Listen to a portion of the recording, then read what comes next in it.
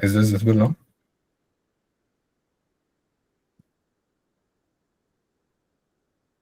Yeah, I think it's better now. It's been pinned for everyone, and you can zoom in. Yeah, this looks good.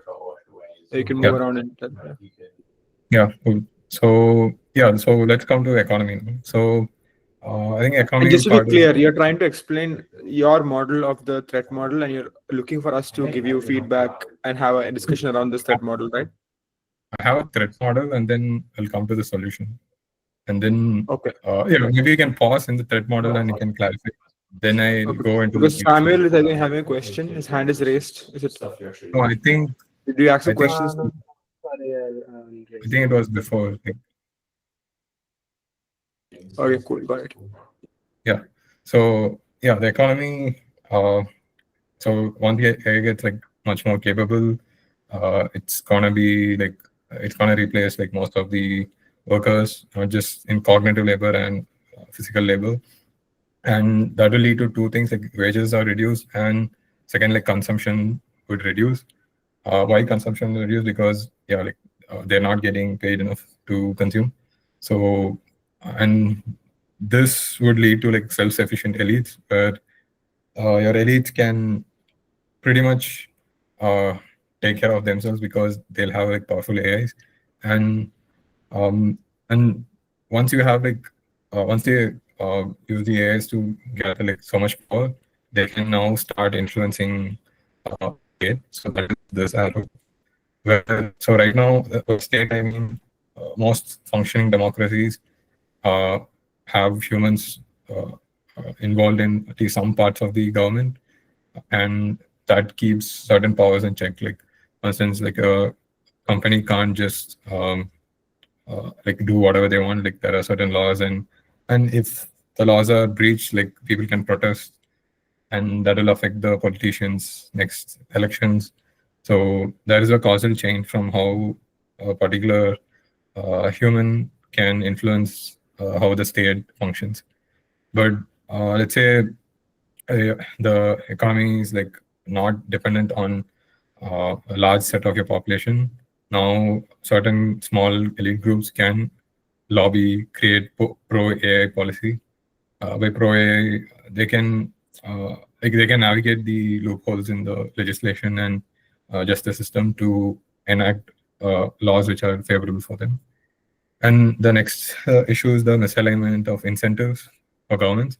So that is when right now, if you are a politician, like it's in your best interest to take care of your population, so that so that you can reap the benefits of them, like education, housing, like any welfare is in your best interest. You're not doing out of benevolence. It's that's the way to win. Like if your population is good, then it will one keep you in power. Two, the nation will be better in international like geopolitically it'll be like powerful.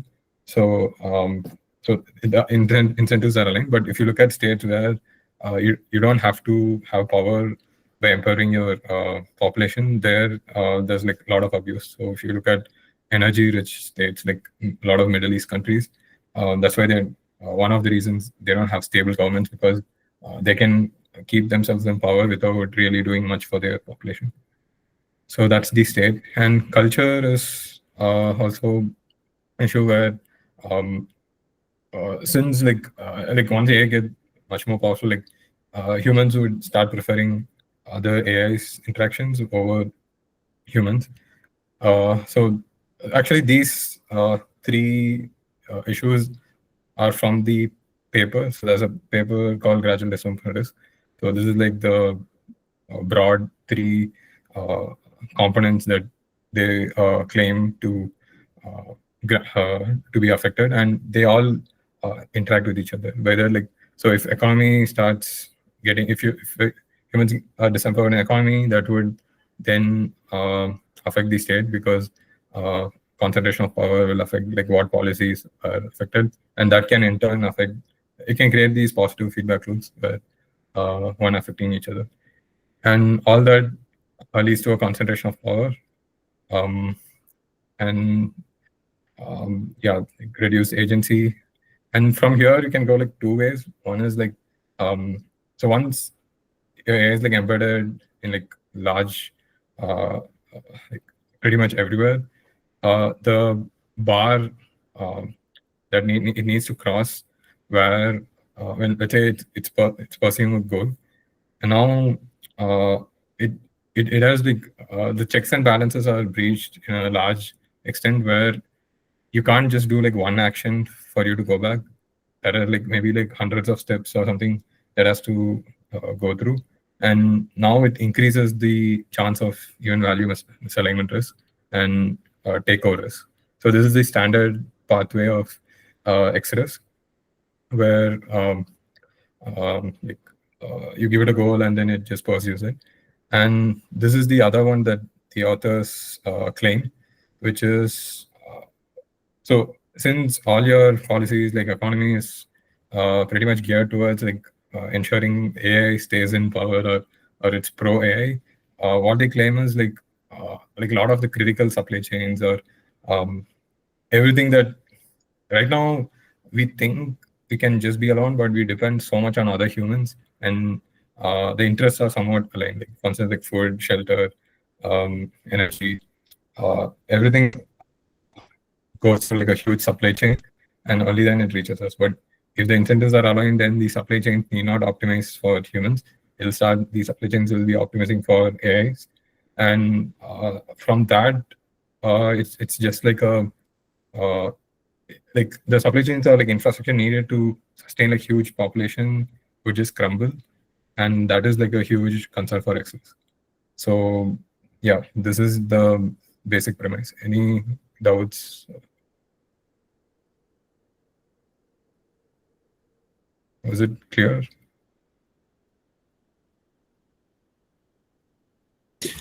Yeah, I mean, for me it was clear, but I don't know, maybe some questions or more interactive style would be helpful to check whether Yeah. our understanding is actually correct. So I would suggest something like, we all might think that we understand, but we need to like Okay. test that understanding by Um, having some sort of an open question and posting the answer in the chat and seeing if we're all saying completely different things, in which case it can be validation that we're not on the same page. So if you yeah, that have, yeah, maybe yeah, we can like I'll go over the my solution and then we can come back to it. Like I just want to sure, have a quick pause on. Yeah, maybe like one thing is like one major question you could ask, or I've had discussion is like is all this like a big deal? Like why? I mean, if this side of the arc is what's gonna happen, like once we quickly get an AJ and ASA is gonna take over, then it doesn't. All of this doesn't like really matter. Like I think that's a valid contention as well. So, but I think that would go more over like how should we prioritize. But as of this risk, maybe yeah, maybe a question would be like, what are the signs, evidence for and against this happening? Bhishma, I just wanted to get an understanding about your agreement versus disagreement with when it comes to these folks who came up with gradual disempowerment. So yeah, I think for me, agreements, yeah, like there's a lot. Disagreement, I um I'm not sure if things are as centralized that they claim to be. Like for instance, like what is like they don't give like I mean they give like hand wavy evidence here and there, but then I don't if I could see like more concrete evidence, okay, in history there were these incidents where something like this happened, I think that would make some sense. But yeah, I think my only disagreements would be um, like there were like previous technologies which were similar things happen, but then how did we keep them in check?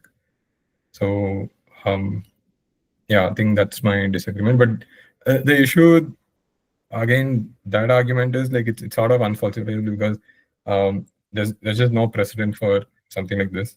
So I think that would be an counter argument for that.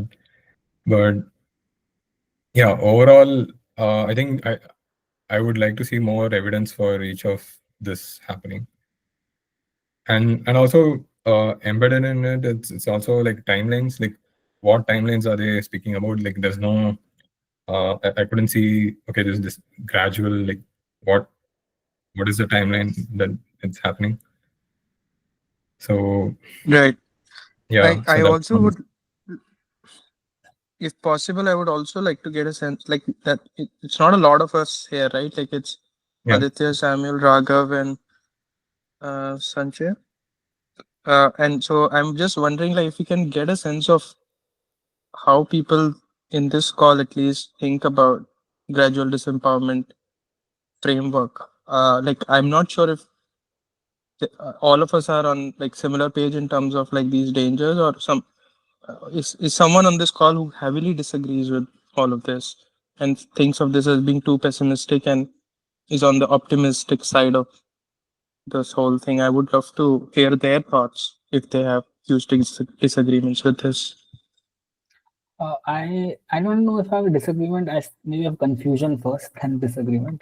So on the economic model side, right? I understand how the self-sufficiency for the elites happen or the consumption reduction happens because uh, things like the modality by which it happens is because there's no reliance on labor or any kind of human participation for them to do this. But the direct implication of that also is that technology gets cheaper for everyone. Whereas the definition of self, like for example, I right now rely on a lot of people for my survival. But in this, assuming I'm not quote unquote the elite in this version, or in the future version, I might require very few humans to also rely on, right? Like I don't need huge supply chains to, for like even for a poor person today, they need huge supply chains to support their food, etc. But maybe in the future, costs drop to a point where this power over people stops mattering. Does that make sense? Yeah, I think so. What you're saying is something like computers, right? Like computers, like they cost like maybe like tens of thousands of dollars, and then Right. now everyone can afford it. Yeah. So your argument is like, yeah, like any other technological progress, like uh, it'll just like get cheaper and everyone can afford it. Is that your argument? Yeah, something that, but also extend that argument to like they can afford the technology and everything that results from it also becomes cheaper. This is a huge deflationary technology in terms of everything just gets pushed to being cheaper, more efficient.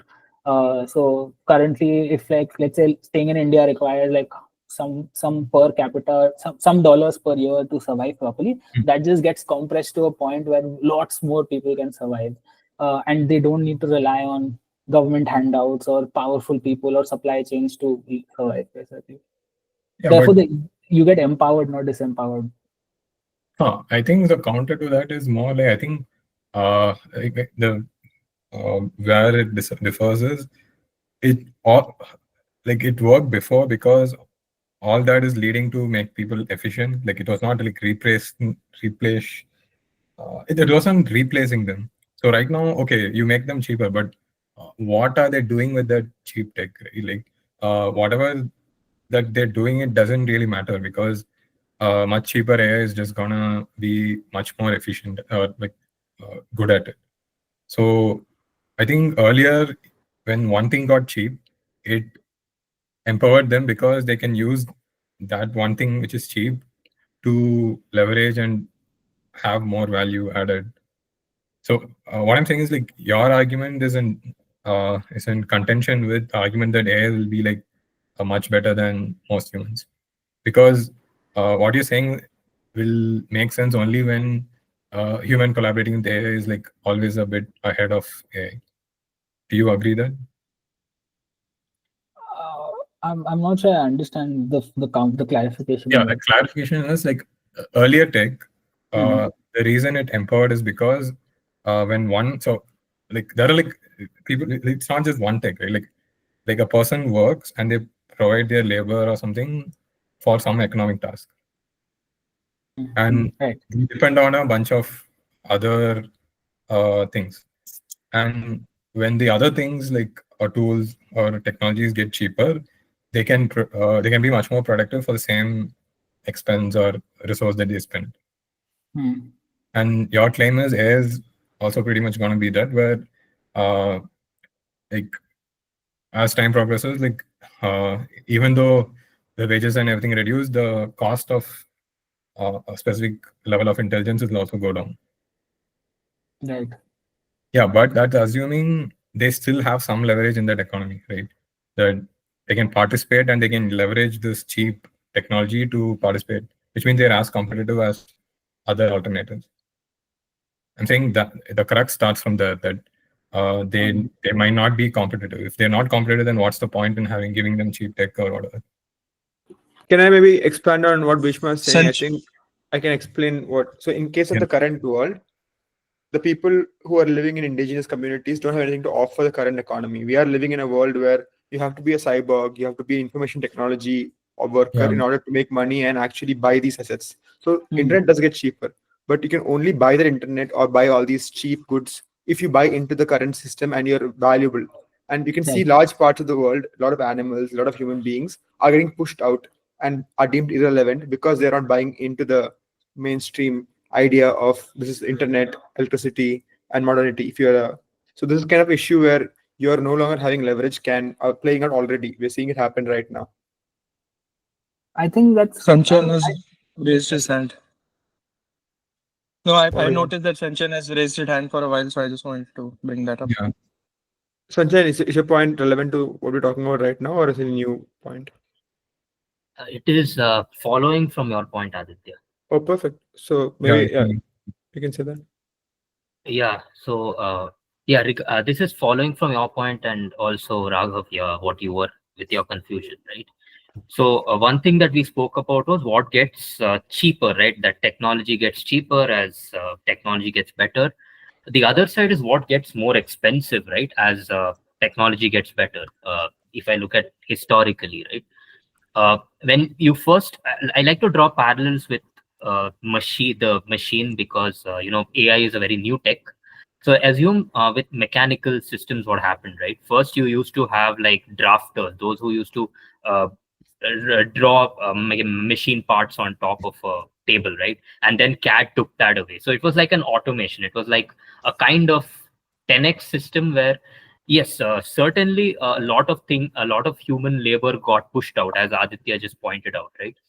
But what ended up happening was, I don't look at it as pushed out, but rather people got the skill set changed. Rather, the value of the human reliance, right? What humans were being relied on changed. So it was like some places it became like some people got some things got cheaper. Yeah, as Aditya just pointed out, yes, some were forced to adapt to tools. Some of them adapted because they had to. It was a requirement. But the idea was it kind of just pushed one set of work and moved it to another set. And this other set of people ended up having to support a more. Okay. No, it's fine. Like chat is like parallel to the conversation. You can keep going on. Yeah. Yeah. So correct. So as we had to adapt to these tools, the idea was by using these tools, you started getting more and more productive. So what got expensive was the human effort to, or rather, what got more valuable was what each human could do with the output of these tools, right? Another parallel is earlier we used to write assembly code. Now we use compilers. Then we started using we started using LSPs, right? Language servers and things. So we all started getting more and more. That was a kind of code generation only, if you think about it, right? Something like a precursor to an LLM, if you may so say.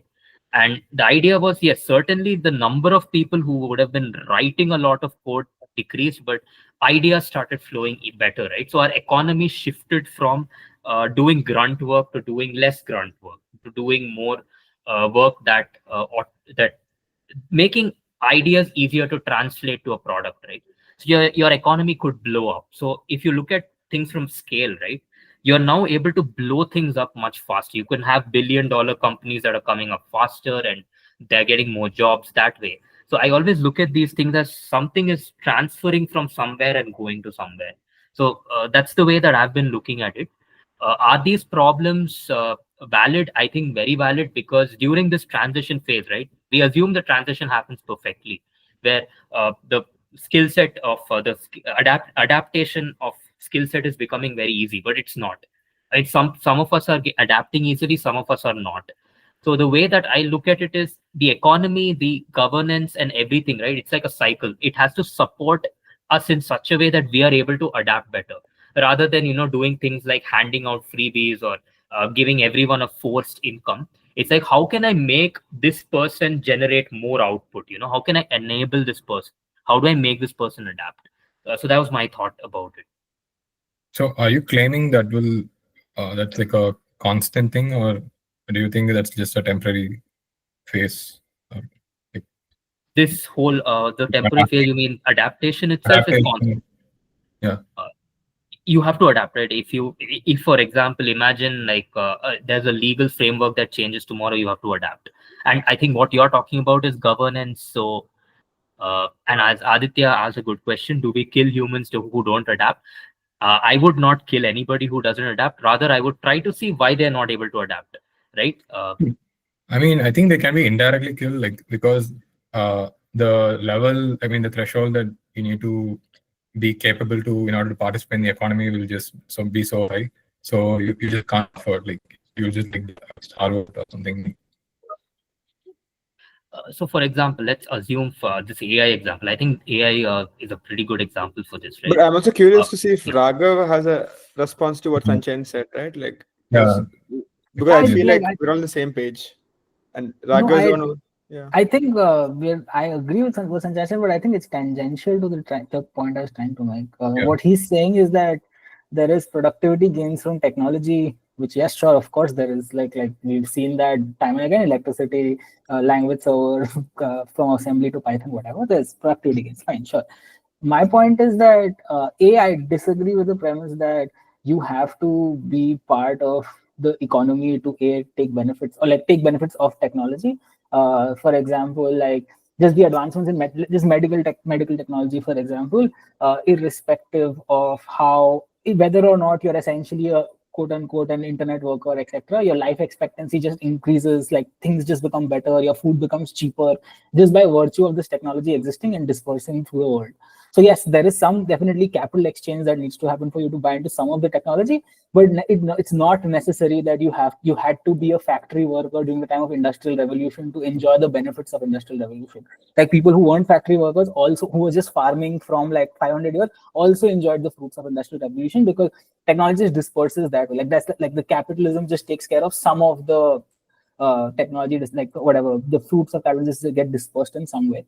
My only question is that I buy what Bhishma is saying when he says that, hey, this means that people, yeah, exactly. So this just means that people essentially, there is less reliance on people. But I'm saying that there is a world where essentially, if you think about power in general, that the power that elites have, they have power over people. But if essentially the requirements of people, if for example you can form a small self-sustaining community and live by yourself without having to go interact with the outside world to survive, I think a lot more people will do that, right? Like for example, like if there's a random indigenous tribe in the country, in some Chhattisgarh, we as the government doesn't care about them. They don't care about the government. There is no power, that they don't worry about wars. There's no power exchange happening because their lives are completely independent and they can self-sustainably live inside that community. Assuming that those things can be formed with smaller and smaller niche communities can be formed because there is just less reliance on the outside world because things are cheaper, better, faster, we might not have to have this like authoritarian view of the world that Bhishma was saying. No, but yeah, my main counter argument is like the earlier technologies where like a farmer doesn't have to get like I mean they don't have to modernize and still reap the benefits of advancements in other tech, because yeah, like certain parts of the economy are still valuable for whatever, and yeah, money is the abstract thing, right? They can trade, they can do some inefficient thing and trade it for an efficient thing. So yeah, I'm not saying it will be like an even distribution. Still, I mean, I think there was a term like Baumol cost disease, where certain even though tech has improved, like it hasn't penetrated in certain environments. For instance, like teachers or artists. But Like, but irrespective isn't the of how, counter to Baumol like isn't the nuance isn't the nuance view to Baumol cost is that AI is different, where yeah, essentially exactly. AI Because, will penetrate Baumol's cost disease yeah, also. It will make healthcare exactly. cheaper. It will make teaching cheaper. Yeah. It'll get cheap, but even that cheap, you need to be able to leverage in a much more inefficient thing for you to, not inefficient, but you need to, yeah, you need to leverage your labor in some other part of the economy to access the cheap thing. The whole Got it. premise is that you don't have any leverage. Got it. You're Uh, saying redistribution earlier, can't happen because there's no incentive to redistribute. yeah, yeah, precisely. Yeah.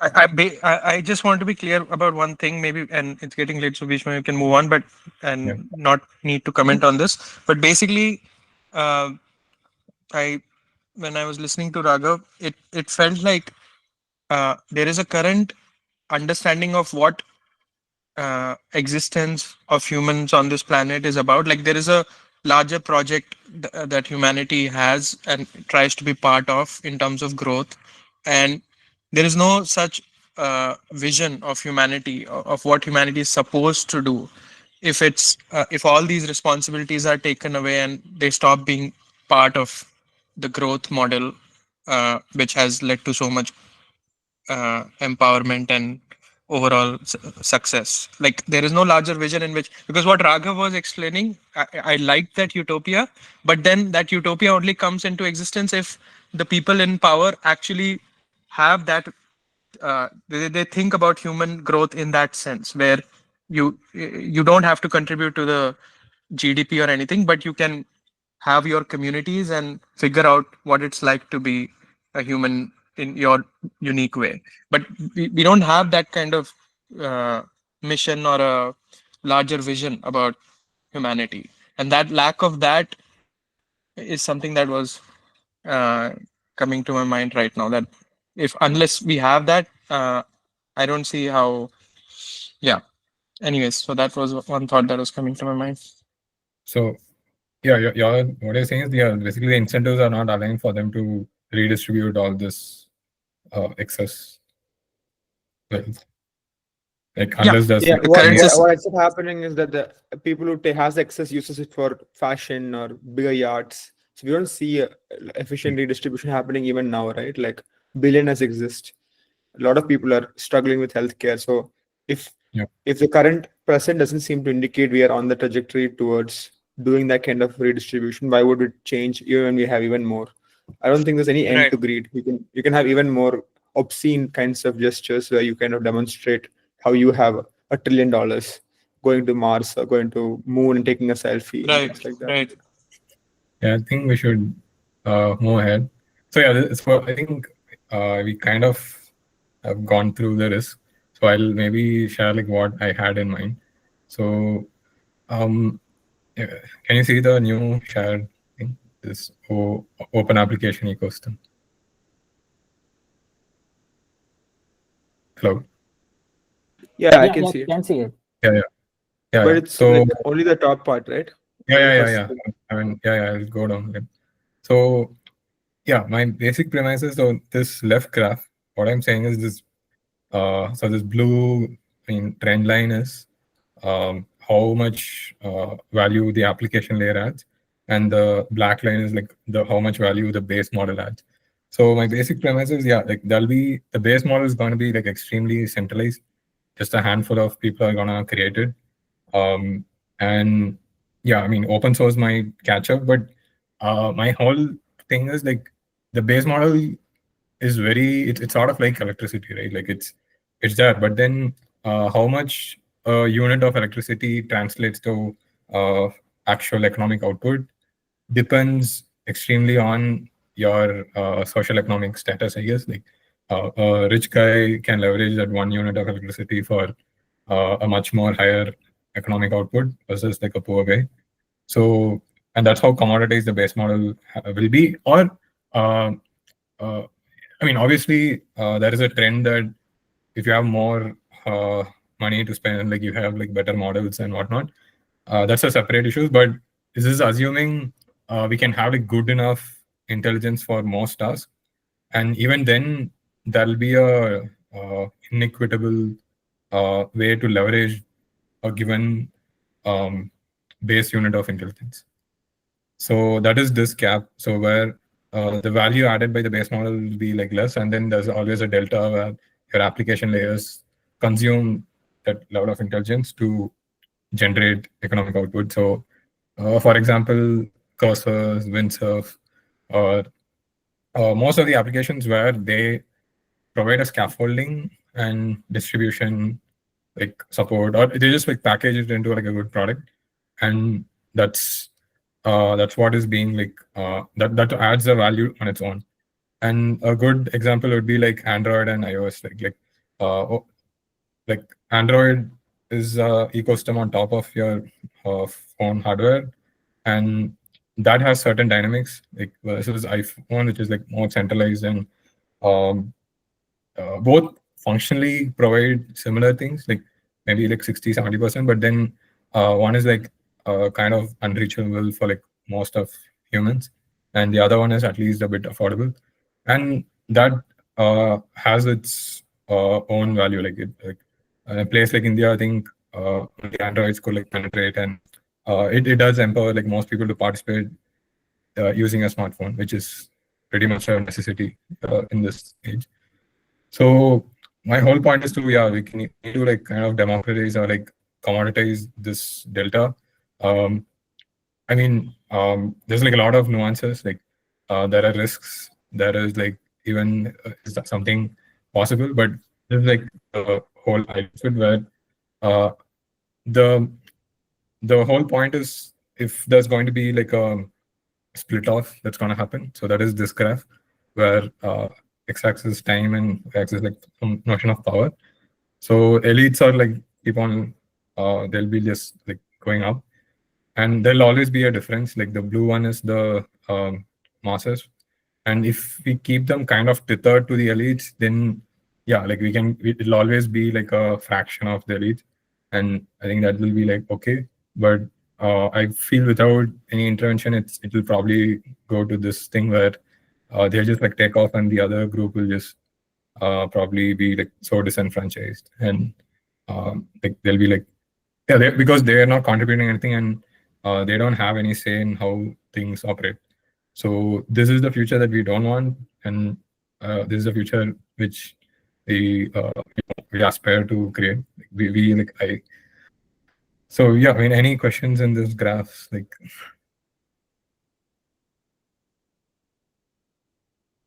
Before we go further.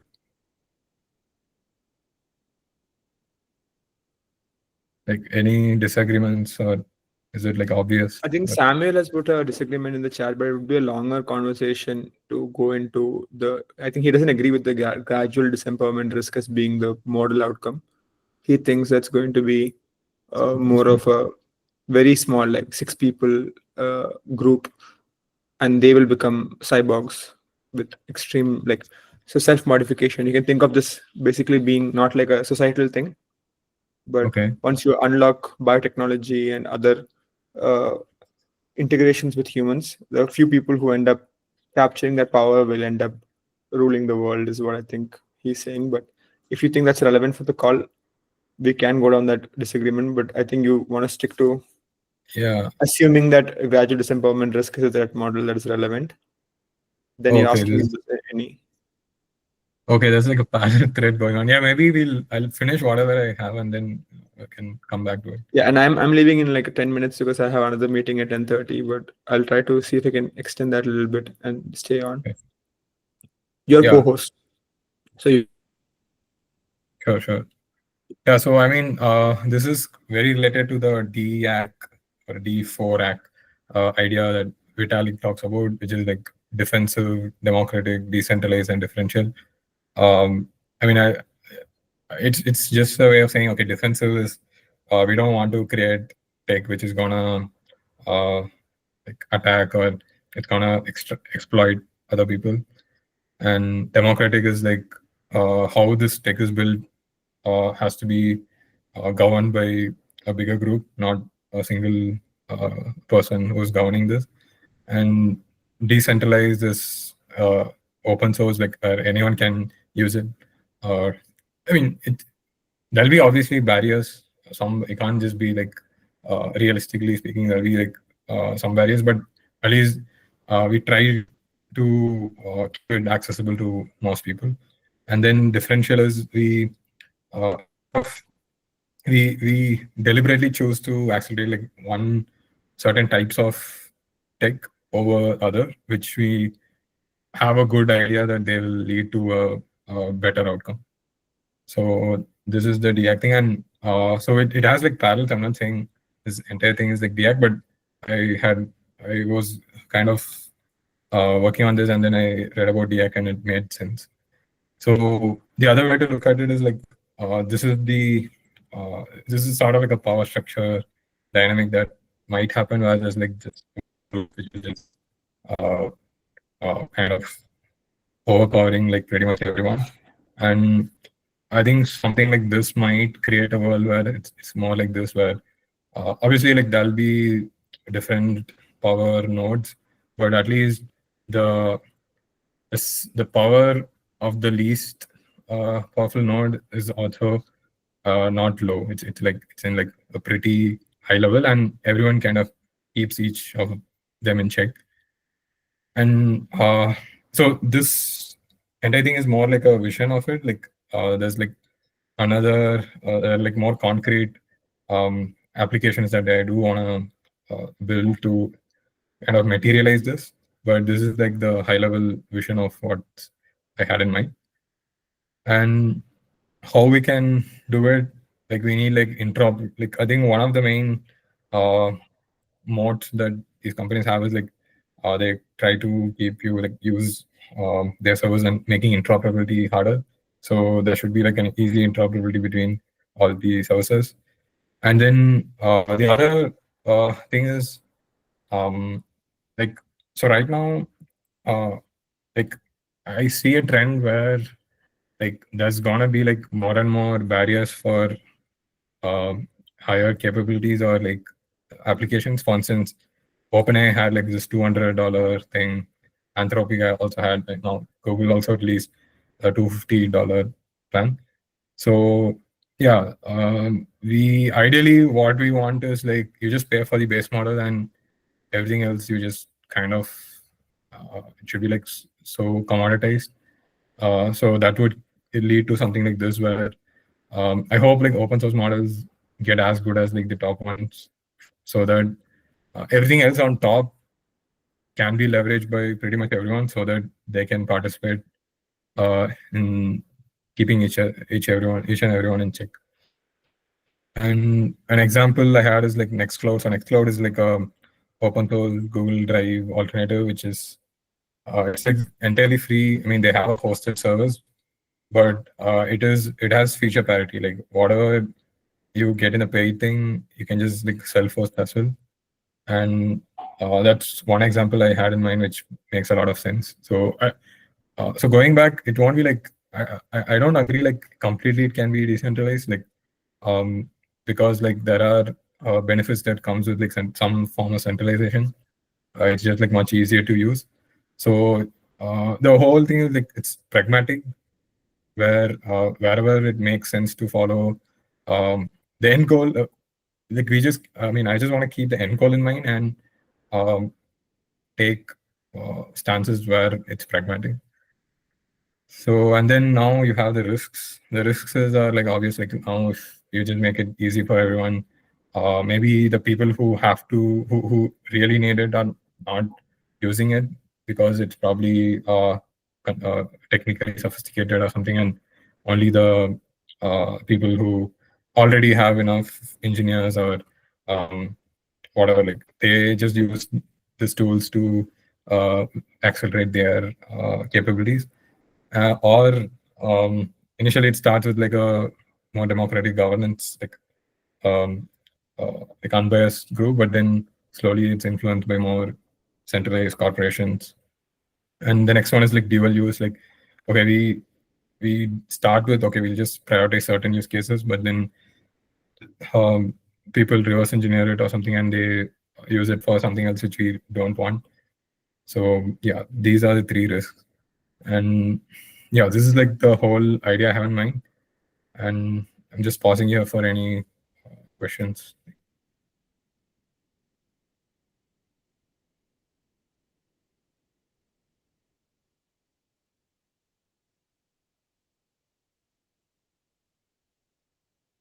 And I think, yeah, Sanjay Sanjay, has a question. you can just Yeah. ask the question.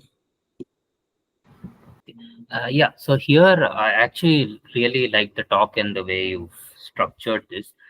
There is one thing I realized that when we talk about AI models in general, right? Are we also under risks, right? I mean, are we also going to be trying to quantify or qualify, the AI inherent risks, such as AI has bias, that AI has premonitions, AI can, hallucinate, things like that. So, will that also be part of the risk, or like, is that going to be a separate kind of risk that we should think of, like inherent risk? See, I think those risks are as much as the people in power want them to be gone. Like, okay, if those, let's say, hallucinations or whatever is kind of bothering them, that it's not giving them capabilities, then they'll just put in a lot of effort for that to be gone.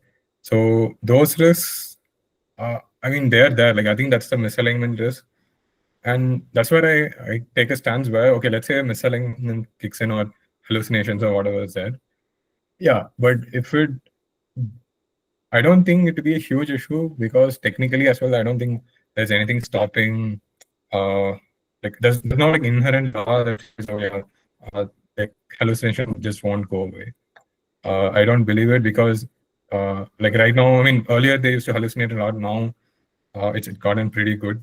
So uh, I don't think they're like fundamental issues, and if they're not fundamental and it is in a way for capabilities to improve, like they will keep they'll just get better. So I don't think they're like inherent issues. They're like transitionary issues which will be sorted out. But the issue of misalignment where okay you give a goal and then the other values are not kept in check, yeah, I think that's like a big issue, like that's there.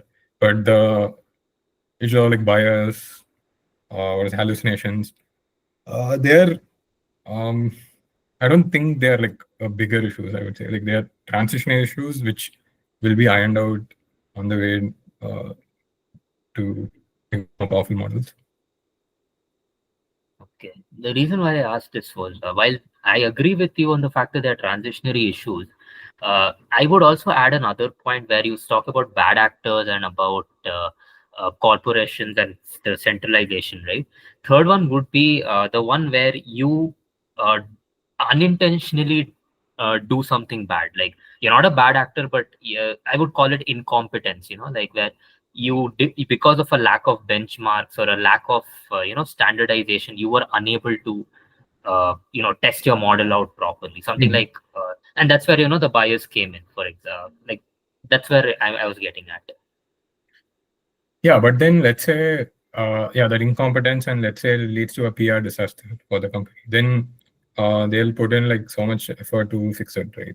Or so what I'm saying is like if these issues are standing in the way for these big corps to make them more powerful, they'll just get solved. Like I don't see any fundamental reasons for them not to be solved.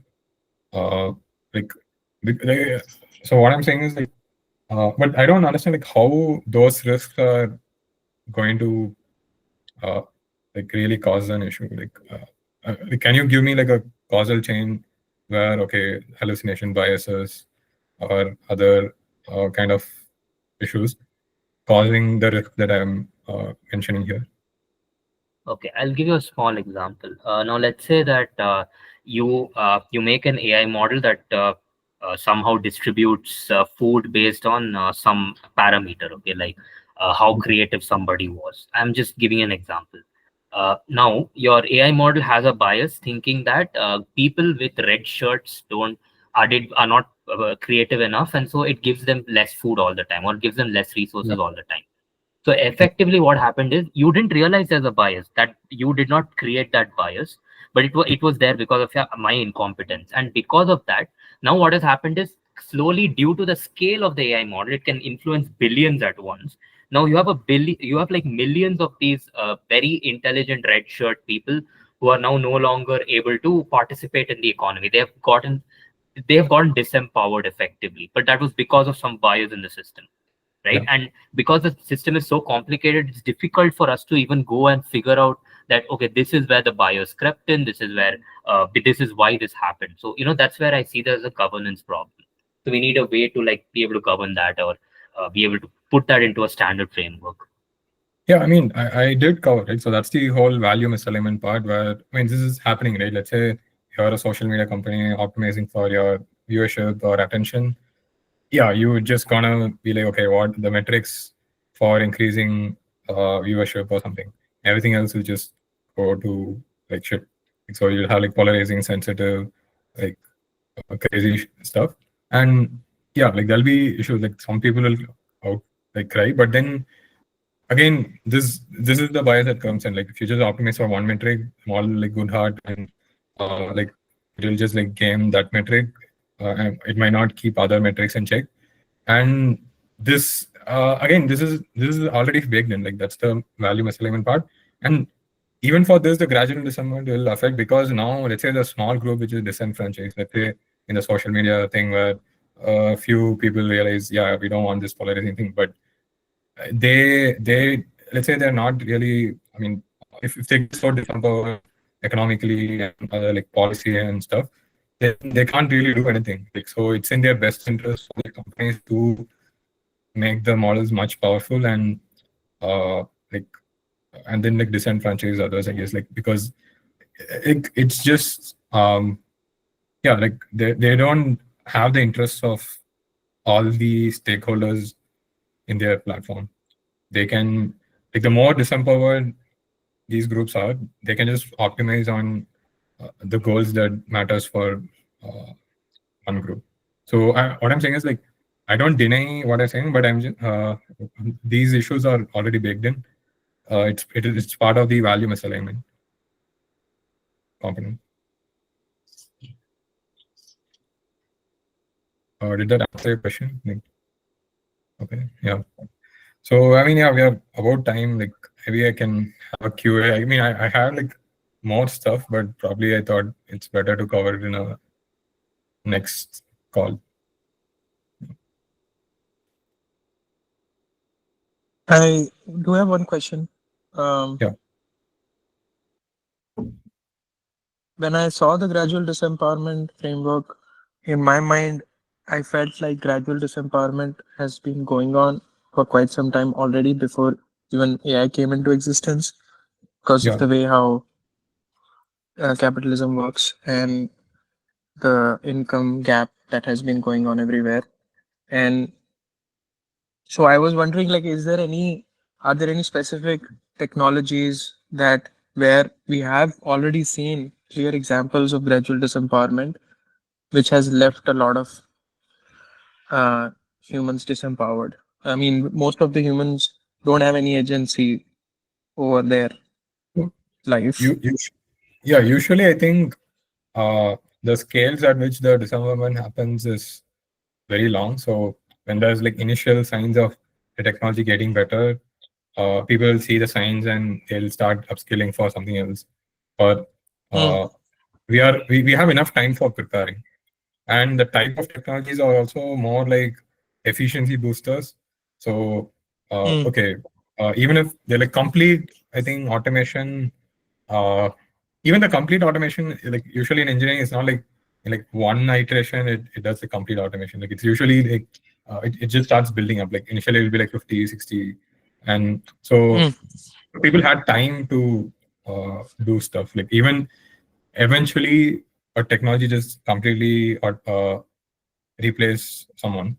It didn't just proliferate like in a very fast period of time. So Mm-hmm. and yeah, and that's the reason, yeah, we don't have any present. I mean, we might have kind of similar analogies, but we also need to factor in how long it took for for it getting from like 0 to 100%. And I yeah, think for education, we can say that it has happened gradual disempowerment. Like Like there are Oh, very specific ways in the society expects us to be educated. There is a particular pipeline that we have to go through, and we don't have, like, it becomes very hard for people to come up with alternative ways of doing education for their community and for their society, because there are some standards that have been set in so much with the job market, the economy. yeah. And so everyone has to go through that schooling thing. Education has been directly equivalent to now schooling, or the traditional schooling that started in the industrial revolution. And so that, I feel like that is one example where now it becomes very hard for anyone to like introduce new systems. Although there are some here and there, but yeah, bigger adoption is much harder now. And yeah, Hmm.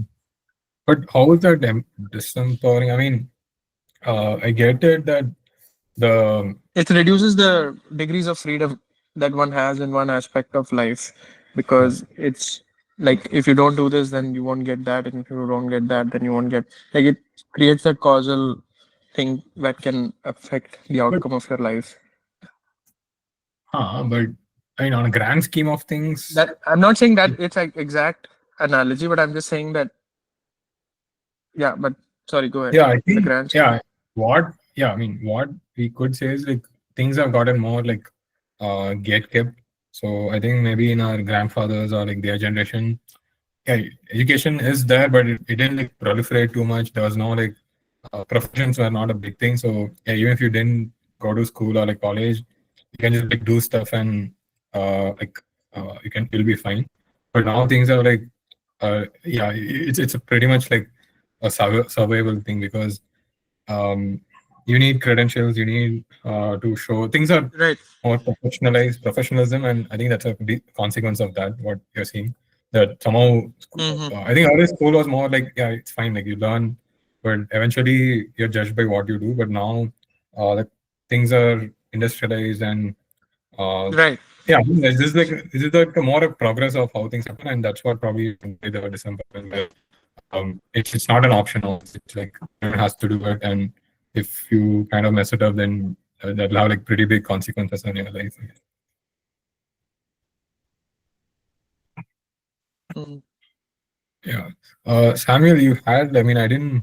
Maybe you can summarize what points you had. There was like a lot of chat.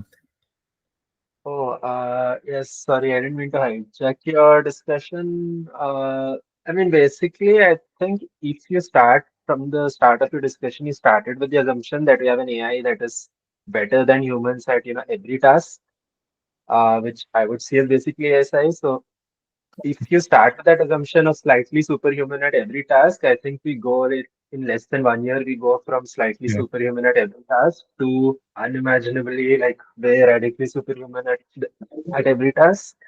And I think Okay. that explosion kind of just happens very quickly. And maybe at the end of this, you have, like some dictator who still gets that system in control and, they kind of merge and but yeah, that looks a lot more centralized. It's not like say a government or many elites. It's literally one guy who runs the entire military and who can, persuade people into any ideology he wants, You want okay. like just hyper persuasion skills. And yeah, I Okay. just see it as a radical kind of. And I don't know, when we were talking, like people were bringing in like, how will healthcare work and how like industries have to look today work. And yeah, a lot of that does not make as much sense if the world goes in that radical direction. So you're saying fast takeoff and just a handful of people controlling the ASI. Like, Yeah, yes. okay. I mean, But one is extremes can happen, either extremes can happen or, dictator controls ASI. But yeah, if you are assuming ASI, I think it will go that way. Yeah. yeah, I don't deny the dictator thing. It is entirely possible. In fact, there's a paper by Fourth Thought where like AI-enabled coups because of this centralization of power. The game theoretically it makes easier for like a small groups to kind of collude with the AIs. They can have backdoors and for them to like deceive and actually take over and keep themselves in power.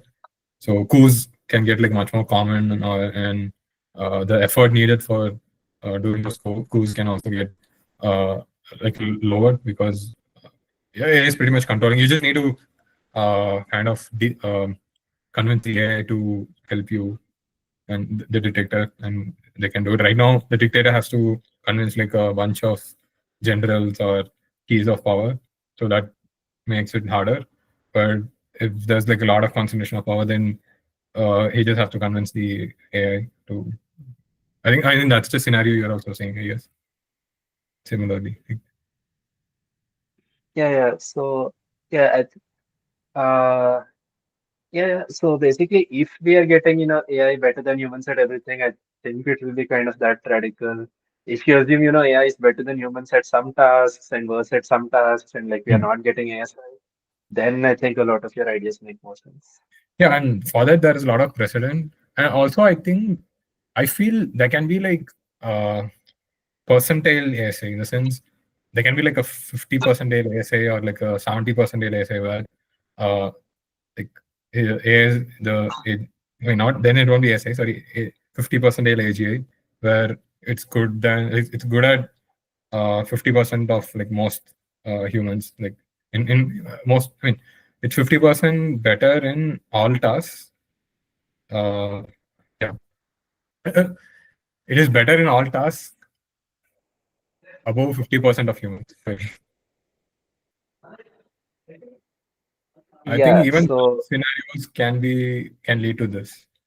yeah. Uneven. Sorry. Sorry, you were saying. Yeah. What I'm saying is like, uh, I don't think it needs to be like good at in all tasks and all humans.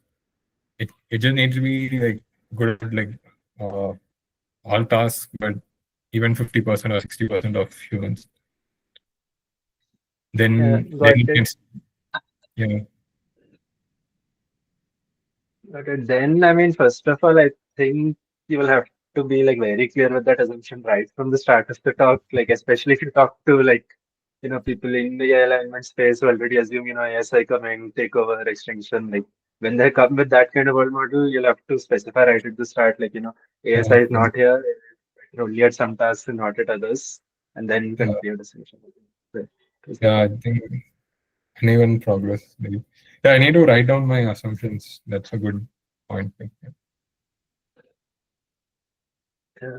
Like that is the specific assumption. Like I guess a lot of people in like Celestron community will make that AI better than humans at all tasks, and you'll have to start by saying that's not the assumption you're making. Huh. But I thought that's even now, right? Like if you look at the meter evals, like it's the curves are not same. Like for different tasks, there are like different doubling times.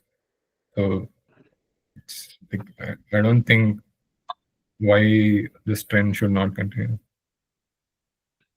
Yeah, I agree with you. In 2025, we are in a world where AI is better than humans at some tasks and worse than humans at other tasks, and that can continue for very long as well. I think that's possible. Maybe some other lesson guys will disagree, but yeah, I think it's possible. It's just you'll have to be upfront that that's the world you're touching. But how is yeah? I just want to see the crux where why will this break down in when we are in different realities? Like so, one reality is like it will always be uneven. The other one is it'll be like it'll just be like 50% in Alta, 60, 70, and then it'll just kind of get much better. So these are the two worldviews, right? Uh, Sorry, can you clarify the second even one? so, so one is like there'll be uneven progress, and second one will be like kind of smooth progress in terms of capability, and it just expand in all domains.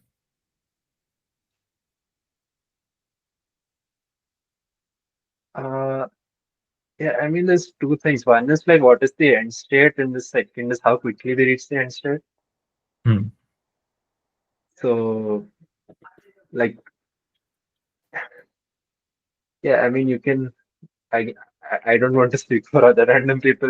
People can have different opinions on both. Like the Hmm. end state of ASI, AI better than humans with everything. Can that even come? And then if it comes, will it come quickly or slowly? Hmm. Yeah, so that goes back to timelines and capabilities, right? But then, yeah, my question is like, how does this framework or any of this break down in different futures? Like, what is the part of this that doesn't make sense in one or the other future? If you have an AI that is better than humans at all tasks, I think this a lot of your ideas don't make sense in that world. How? Like, I mean, even there, it's similar, right? Like, there'll be concentration and there'll be like elites taking over and stuff. Like, Yeah, I mean maybe yeah, literally the this words you have doesn't make written might still apply. It's just in practice it looks more like the dictators become like an alien kind of person. They can persuade anyone into anything. They run the entire military. They have all the weapons and Hmm. like Yeah, I mean, but that is all. Actually, I think this is much suited for a smoother capability expansion because if it is uneven, then humans can do comparative like thing, right? Like they can wherever the A is bad, that will be more valuable for humans. So people will allocate resources there. They'll then trade it with the AI or something. So I think, yeah, how I mean, I don't get it. Like I feel this will work for the case you mentioned and not the uneven progress. oh In uneven progress, I think humans will still have some leverage because there'll be certain tasks where the AI is bad and they can participate in that. yeah, I think I also agree with you that to some extent. Yeah, like if there are some tasks only humans can do, then humans still have some economic power and some political power both. Yeah. Yeah. So I think, yeah, so Whereas if we, this is where yeah, more like yeah, but past.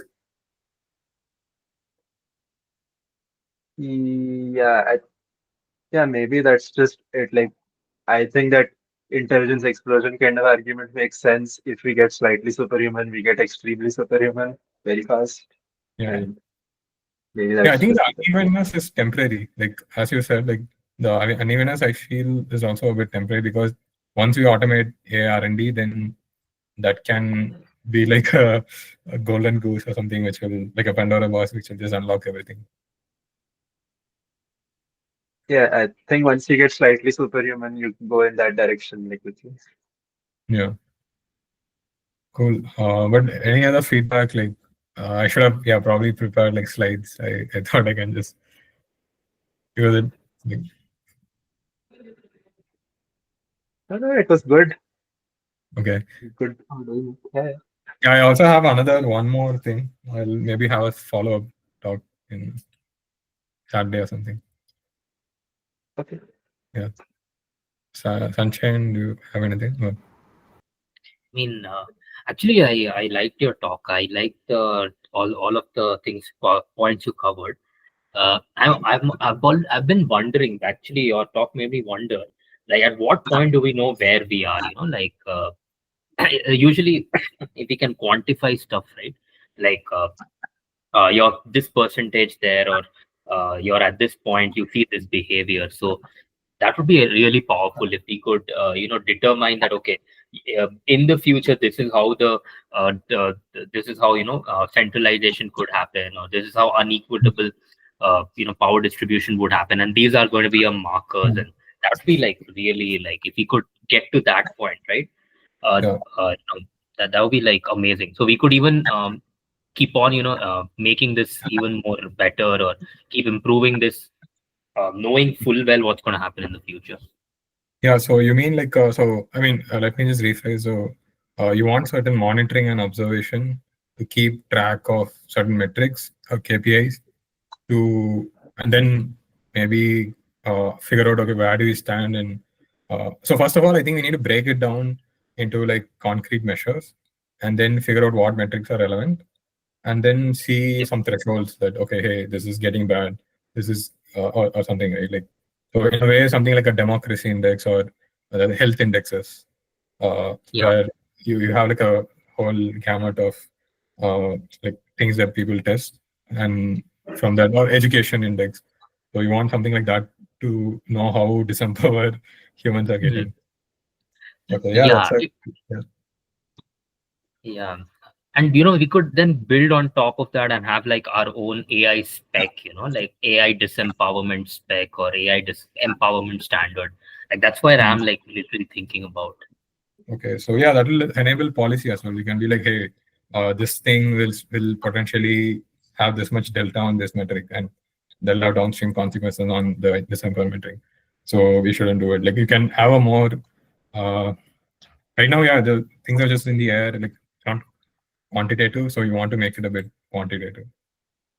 Yeah, I mean just to start with, and then we might figure out other things that we can include and make things better. Yeah. The only thing I'm worried is like any metric will be good-hearted. So the best metric will be the metric which is kept secret or it's being tracked, but the people from or entities from which these metrics are collected shouldn't know that metrics exist because then it'll stop being a good metric. So yeah, I mean, but still it's better than nothing, I guess. Yeah, I mean, the way that I'm thinking is maybe the starting metrics could be like, objective metrics, not the subjective one. Like objective ones could be like, for example, right? In the case of the value part that we're talking about, right? How value index. So it could be something like, okay, how many people are eating, like in an economy, right? How many people are eating and filling their stomach with food every day? Some people might game the metric, but how are they gaming the metric? By feeding people. So, Hmm. I mean, if I hope you're getting my idea, like make it Yeah. something very objective, then we'll slowly, cautiously implement subjective metrics. Yeah, it's not about subject and objective. It's about, so I was reading about democracy index, right? Apparently, India was trying to game it. Like uh, so that's like the way the democracy index is defined. And I think they didn't like it, or it was not, they were not getting the good rank they wanted. So they just like redefined it, a bunch of things. So, I mean, I get it. Like everything has pros and cons, but yeah, I do agree. It is very useful to concretize it. So actually, yeah, I mean, the next talk, I'll propose like I'll materialize. So this is more like the vision and risk. I have like two proposals for like how we can materialize this vision, and this is like a good addition for that actually. Yeah, that would be great actually. Yeah, I'm looking forward to the next talk now. yeah. Thanks for the feedback. Cool. Thanks. Yeah, thanks, Bhishma, for this session. Amazing session. Thanks. Samuel, like, do you want to chat or do you want to? Samuel Uh, there? yeah, if you want to talk about something, I can. Yeah, I mean, anything else? Like, I didn't read the chat. Like, is this the only thing you had in the chat? Like, in these messages? Or Yeah, I think it was mostly the main thing. I think those Aditya brought up a modifications? point where he was slightly more in favor of centralizing AI than I was, but we did Yeah. not actually discuss it. Oh, okay. I mean, why? Like, did you give a why or just? Oh, just like, I mean, you can maybe just read his message. At 1957, he gives argument, but this is again somehow trusting that if you give everyone a gun. Oh, someone asking if you give everyone a gun, some people will reach a nice. The bad we can settle in that essentially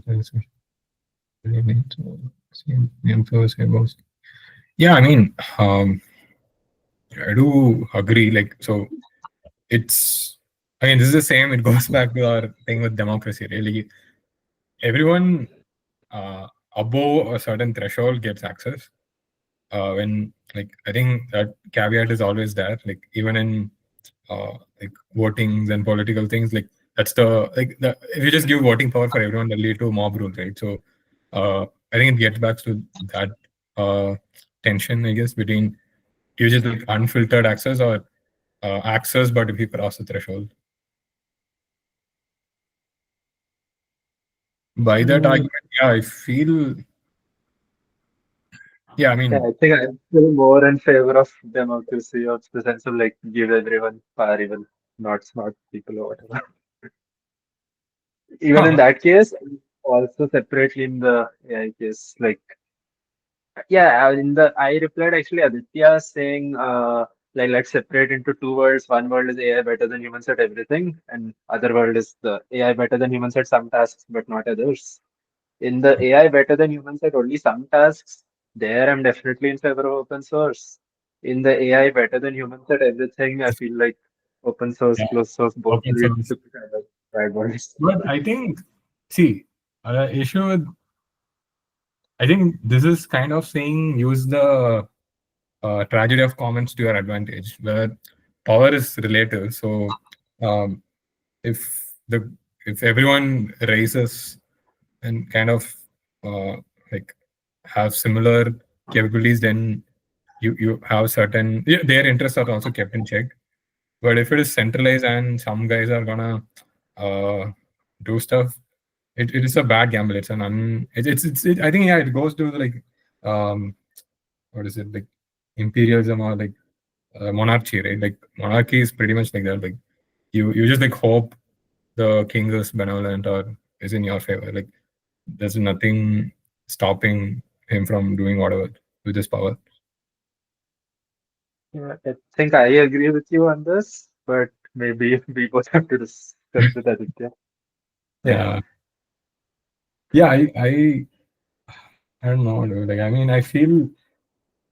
Uh, I mean, my trajectory seems, yeah, open source. Even if the um, it's like what I'm not getting is like, yeah, okay, open source is there, but even the closed source models, they're just giving it for so cheap or even for free. So yeah, open source starts getting competitive only after a threshold is crossed, uh, where it's like the S curve, right? Like so when things start saturating, then the open source matters. But as of now, okay, they need. I mean, directionally they matter. Like that, they keep progressing. They're really good, but uh, unless they cross that threshold where uh, yeah, I'm fine with this level of intelligence, which can get most things done. I'm not sure really how useful the open source models are. They're good for knowledge, like they're democratizing how these models are working, how it's being created. But competitiveness wise, I'm not sure. And that also leads to my other point where what if, so this, there's a gap, right? Like, so the closed models breach all the capabilities much faster. What if they reach the RSI first? Then can they really catch up before something bad happens? So I think that's like the very critical time.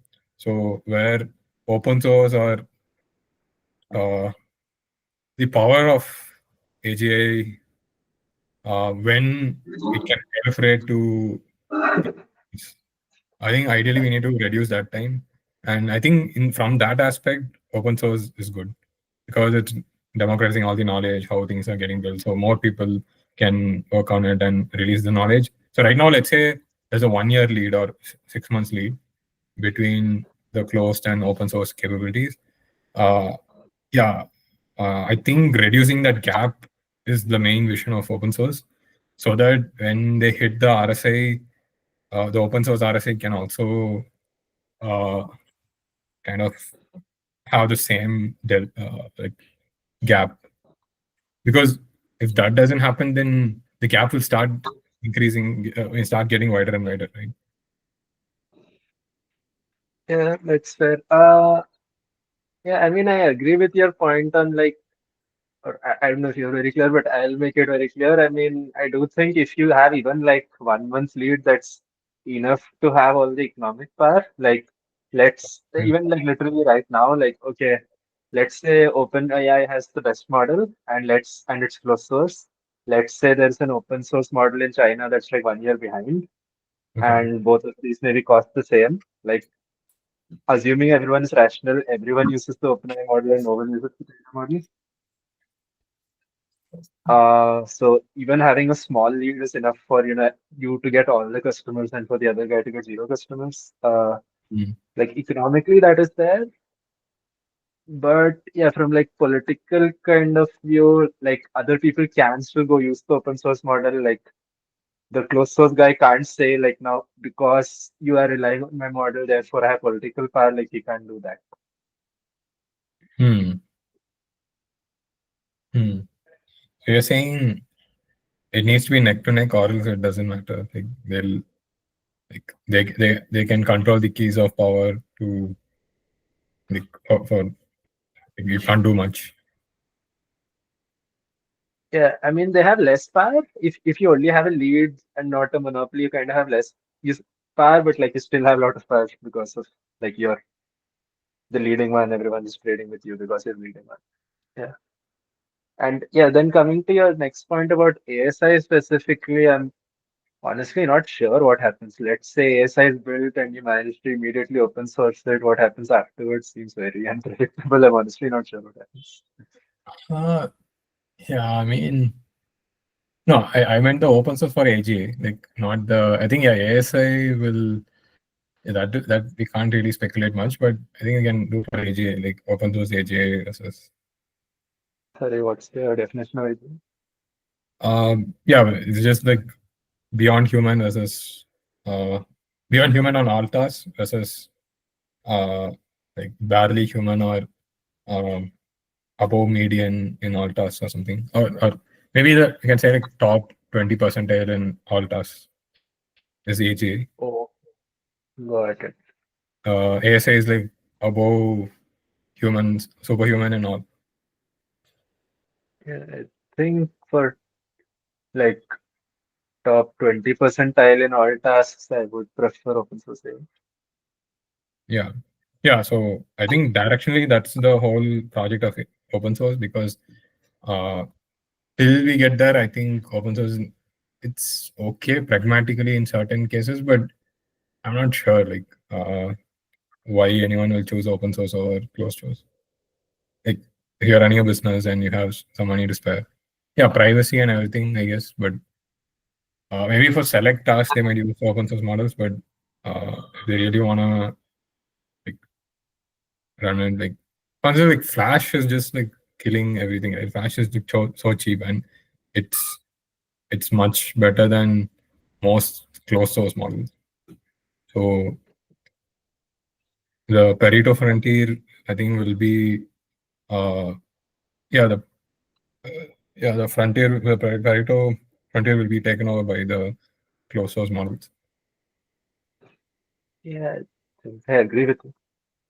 Yeah. So I think once only when we reach like AGI territory, open source will start mattering, because you don't want at that time it's you're a completely disenfranchised system. So yeah, basically what I'm saying is like the S curve, when it starts bending, then this will be like extremely useful. But till the bend has happened, I think it's not uh, it won't be competitive. I mean, even then it won't be competitive, right? Like there will be maybe a closed source model that's 90 percentile on all tasks, and there's an open source model that's like 80 percentile on all tasks. There might still be a gap.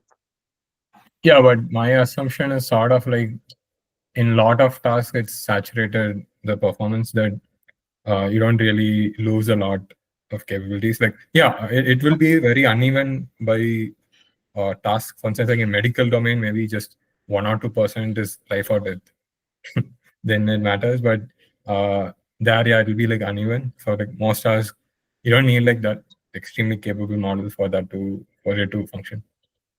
It's similar to humans, right? Like you don't need the smartest or like the most educated human for all your economic tasks. I think similar dynamic will play out here.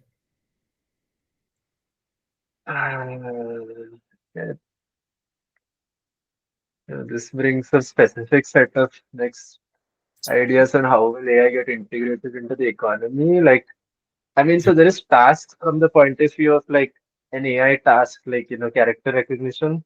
And then there's tasks from the point of view of an economy that's like, being a secretary. Hmm. Like being a secretary, it's like one task from economic point of view, like, one job, one human plays that job. But Hmm. actually from the AI point of view, that's like 10 different tasks, How do you have conversations with people? How do you write on a paper? How do you summarize notes? How do you understand people's emotions? But that So those carving were human created, right? Let's say, I mean, it's similar to like a Turing test kind of thing. Like You just like put in.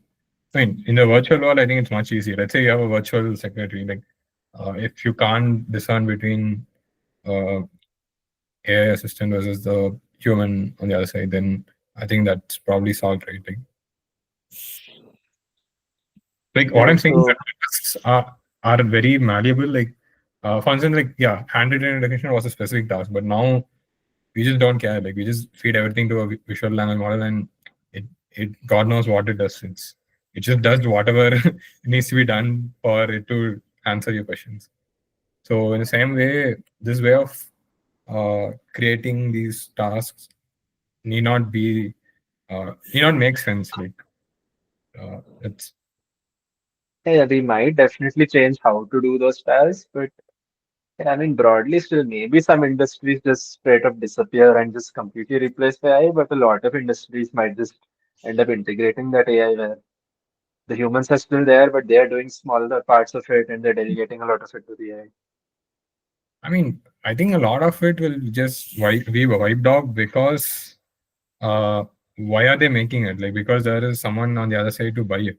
But if they themselves are not don't have the discretionary spending to buy it, then I think that's the way a lot of it will just die off. Not just from automation is one way those industries will go away, but the other way is because whatever they're producing is not gonna sell, and then they'll just like close, like they'll just be out of the economy. Yeah, I mean, a lot of people will be unemployed for sure.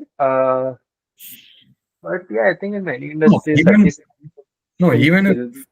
even if so I'm just saying the economic incentives for you to run that business won't just be there. Even if the businessman is making profits and he automated all his stuff by AI, there won't be just any buyers like for whatever he's making. So Wait, why? sorry. Why won't they be biased for what he's Yeah, selling? because like a lot of like the wages will drop and like I mean what I'm saying is like even if the AI didn't eat this task that this guy is producing, let's say it automated his buyer side, then it will also kill the seller side, right? Oh, okay, that is interesting. I've not thought about, but I mean, you I mean, yeah, I don't can know. sell it to someone who's at minimum wage being supported by the government also. That's more like a government is just buying like that Yeah, socialist so for a minimum yeah, price. basically. Yeah. Yeah, but Like even yeah, so right what I'm now, saying is I like feel like sorry. even right now, I feel like at least some fraction of Indian population and some fraction of US population are not competitive and they're like living on government subsidy. I think that's already happening. Yeah, that's And always there. Yeah. yeah, and somebody who's on a government subsidy might still use that, buy a smartphone or spend 1,000 rupees on a gambling app or whatever. Like I'm saying this already happens. Hmm. Yeah, but then that will make the government get into debt more, right? Debt or tax the citizens more, or it will start pushing other knobs, which also has its own consequences. Like, I mean, the world will get richer as a result. So the government will also be getting, like industries will also be getting bigger. I mean, more economically bigger. Maybe humans are less, but economically bigger, and the government will also be getting richer, and they okay, so, can support more people who are not doing it. so you're saying since they're taxing the, I mean, but won't the, I think I heard some argument. I don't know how true, but the tax paid by like the bigger corps are like so, I mean, lesser compared to like smaller corps or something like because they can lobby or like they'll reinvest in or they'll do some shenanigans and get away with actually giving taxes. This I honestly do not know, and you'll have to check. Yeah, dude, this is a. I need to talk to more people on the ground on this, like how it'll actually materialize. This is also a bit out of my league. Fair, fair. Yeah, cool. Yeah, I think we'll stop here and stop recording and catch up. Yes,